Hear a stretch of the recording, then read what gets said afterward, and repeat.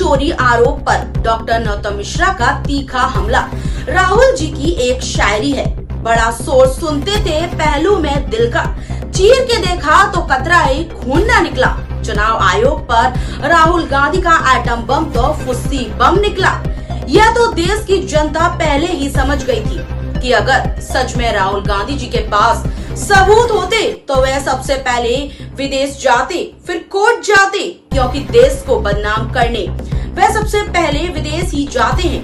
वैसे भी देश की संवैधानिक संस्थाओं को बदनाम करने में कांग्रेस आगे है। ऐसा लगता है कि बदनाम करने का टेंडर ही कांग्रेस ने ले लिया है।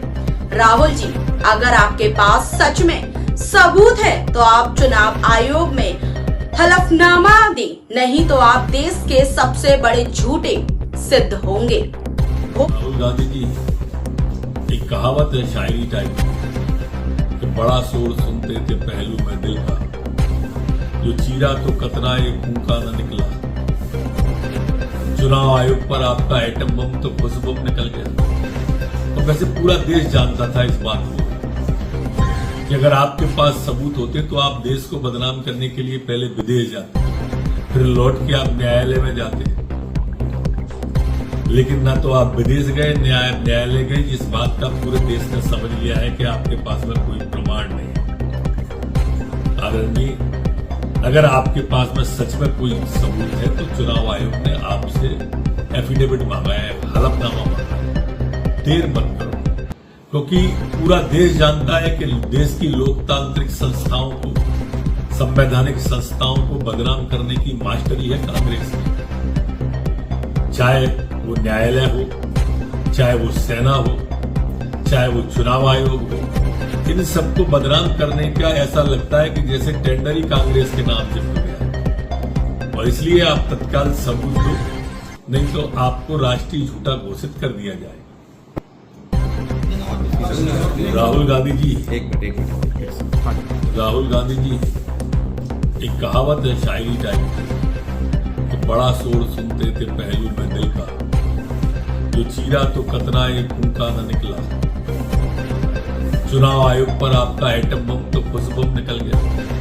और वैसे पूरा देश जानता था इस बात को कि अगर आपके पास सबूत होते तो आप देश को बदनाम करने के लिए पहले विदेश जाते, फिर लौट के आप न्यायालय में जाते। लेकिन ना तो आप विदेश गए, न्यायालय गए, जिस बात का पूरे देश ने समझ लिया है कि आपके पास में कोई प्रमाण नहीं।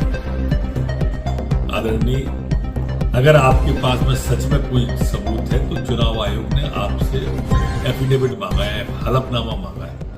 देर मत करो, क्योंकि पूरा देश जानता है कि देश की लोकतांत्रिक संस्थाओं को, संवैधानिक संस्थाओं को बदनाम करने की मास्टरी है कांग्रेस की। चाहे वो न्यायालय हो, चाहे वो सेना हो, चाहे वो चुनाव आयोग हो, इन सबको बदनाम करने का ऐसा लगता है कि जैसे टेंडर ही कांग्रेस के नाम से हो गया। और इसलिए आप तत्काल सबूत दो, नहीं तो आपको राष्ट्रीय झूठा घोषित कर दिया जाए। इसमें 6 महीना लगा है और हर कागज को हमने आइडेंटिफाई किया है, कैटलॉग किया है, फोटोग्राफ निकाली है, कंपेयर की है। 6 महीने लगे। यह है चोरी। 1,02,50 वोट 5 तरीके से होती है। Duplicate voter, fake and invalid addresses, bulk voter in single address, invalid photo, misuse of form 6। Duplicate voter मतलब एक व्यक्ति 3, 4, 5, 6 बार वोट कर रहा है या उसका नाम 5-6 बार आ रहा है। फेक इनवैलिड एड्रेस मतलब या तो पता है ही नहीं या फिर फेक है। बल्क वोटर सिंगल एड्रेस, एक बेडरूम का घर है, उसमें 50 लोग का एड्रेस है और जब हम वहां जाते हैं वहां लोग ही नहीं है, वोटर ही नहीं है। इनवैलिड फोटो, या फोटो है ही नहीं या फोटो इतनी छोटी है कि उसको पहचाना नहीं जा सकता। और finally misuse of form 6। Form 6 नए वोटर्स के लिए होती है, जो 18 साल का होता है, पिछले इलेक्शन में जिसने वोट नहीं किया उसके लिए होती है। मतलब 18 से 22-23 की एज होनी चाहिए उसकी। तो इसका जबरदस्त मिसयूज हुआ है।